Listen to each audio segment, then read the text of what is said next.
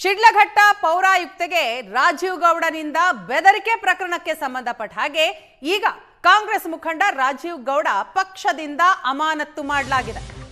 Asianet ಸುವರ್ಣ news ವರದಿಯ big impact ಇದು. ಶಿಡ್ಲಘಟ್ಟ ನಗರಸಭೆ ಪೌರಾಯುಕ್ತೆ ಅಮೃತ ಗೌಡ ಅವರಿಗೆ ಅವಾಚ್ಯ ಶಬ್ದಗಳಿಂದ ನಿಂದಿಸಿ ಬೆದರಿಕೆ ಹಾಕಿದ್ದಂತಹ ಪ್ರಕರಣ. ಈ ಪ್ರಕರಣಕ್ಕೆ ಸಂಬಂಧಪಟ್ಟ ಹಾಗೆ ರಾಜೀವ್ ಗೌಡನನ್ನ ಕಾಂಗ್ರೆಸ್ ಪಕ್ಷದಿಂದ ಅಮಾನತು ಮಾಡಲಾಗಿದೆ. ಧಮ್ಕಿ ನಾಯಕನಿಗೆ ಗೇಟ್ ಪಾಸ್ ನೀಡಿ ಕೆಪಿಸಿಸಿ ಆದೇಶ ಹೊರಡಿಸಿದೆ. ಕೆಪಿಸಿಸಿ ಶಿಸ್ತು ಪಾಲನಾ ಸಮಿತಿಯಲ್ಲಿ ಅಮಾನತು ನಿರ್ಧಾರವನ್ನ ತೆಗೆದುಕೊಳ್ಳಲಾಯಿತು. ಪೌರಾಯುಕ್ತೆ ಅಮೃತ ಗೌಡಗೆ ಧಮ್ಕಿ ಹಾಕಿದ್ದಕ್ಕೆ ರಾಜೀವ್ ಗೌಡಗೆ ಕಿಕ್ಔಟ್. ಕಾಂಗ್ರೆಸ್ ಪಕ್ಷದಿಂದಲೇ ಅಮಾನತು ಮಾಡಲಾಗಿದೆ. ಇವತ್ತು ನಡೆದಂತಹ ಕೆಪಿಸಿಸಿ ಶಿಸ್ತು ಪಾಲನಾ ಸಮಿತಿ, ಈ ಸಮಿತಿಯಲ್ಲಿ ಮಹತ್ವದ ನಿರ್ಧಾರವನ್ನ ತೆಗೆದುಕೊಳ್ಳಲಾಗಿದೆ. ರಾಜೀವ್ ಗೌಡ ಶಿಡ್ಲಘಟ್ಟ ಕಾಂಗ್ರೆಸ್ ಅಭ್ಯರ್ಥಿಯ ವಿರುದ್ಧ ಬಂದಿರುವಂತಹ ಪ್ರಕರಣ, ಈ ಪ್ರಕರಣ ಕೂಲಂಕುಷವಾಗಿ ಪರಿಶೀಲಿಸಿದಂತಹ ಕೆಪಿಸಿಸಿ ಶೋಕಾಸ್ ನೋಟಿಸ್ ಕೊಟ್ಟಿತ್ತು. ಆ ನೋಟಿಸ್ಗೆ ಉತ್ತರಿಸದ ಹಿನ್ನೆಲೆಯಲ್ಲಿ ಈಗ ಪಕ್ಷದಿಂದಲೇ ಅಮಾನತು ಮಾಡಲಾಗಿದೆ. ಶಿಡ್ಲಘಟ್ಟ ಕಾಂಗ್ರೆಸ್ ನಾಯಕ ರಾಜೀವ್ ಗೌಡ ಪಕ್ಷದಿಂದ ಅಮಾನತು. ನೋಟಿಸ್ಗೆ ಉತ್ತರ ಕೊಡದೇ ಇರೋದಕ್ಕೆ ಪಕ್ಷದಿಂದ ಅಮಾನತು ಮಾಡಲಾಗಿದೆ. ರಾಜೀವ್ ಗೌಡ ಅಮಾನತಿನ ಬಗ್ಗೆ ಸಚಿವ ಎಂಸಿ ಸುಧಾಕರ್ ಸ್ಪಷ್ಟನೆಯನ್ನ ನೀಡಿದ್ದಾರೆ. ಅಧಿಕಾರಿಗಳ ಗೌರವ ಉಳಿಸುವ ಕಾರ್ಯ ನಾವು ಮಾಡಿದ್ದೇವೆ.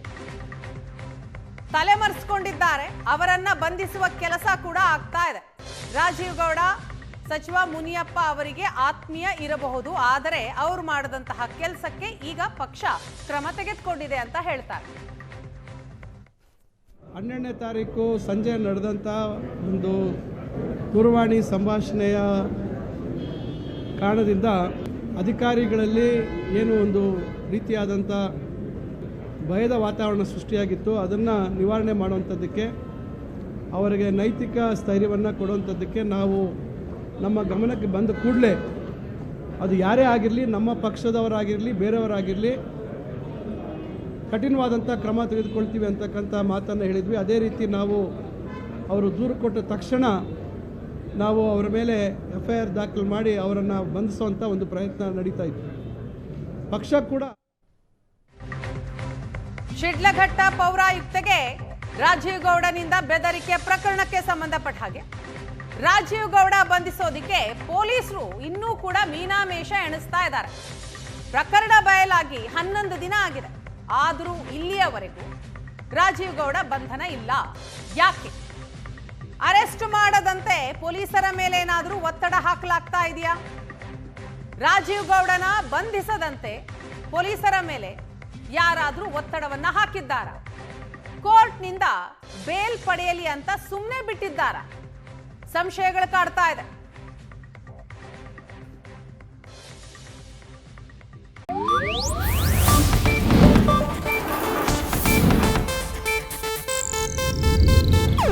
ಇದು ಏಷ್ಯಾನೆಟ್ ನ್ಯೂಸ್ ನೆಟ್ವರ್ಕ್ ಪ್ರಸ್ತುತಿ.